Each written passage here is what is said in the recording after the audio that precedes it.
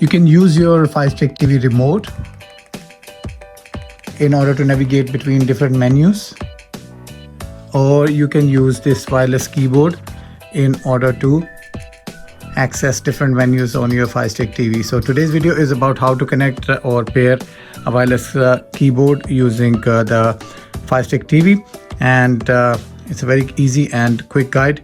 If you lost your remote, you can use this as a replacement remote control. So keep watching. First thing we need to do is go into the settings, and I will show you where this option is available. So we'll go on the home screen, and from there we have to navigate towards the Bluetooth and remote control devices, other Bluetooth devices, and here we have the Bluetooth keyboard which has already been connected. Select to confirm unpairing, and then we will disconnect, and after that we'll switch it off. So we'll start from the scratch. First thing you need to do is turn on your Bluetooth keyboard or the wireless keyboard, and make sure that it's in the pairing mode, as you can see.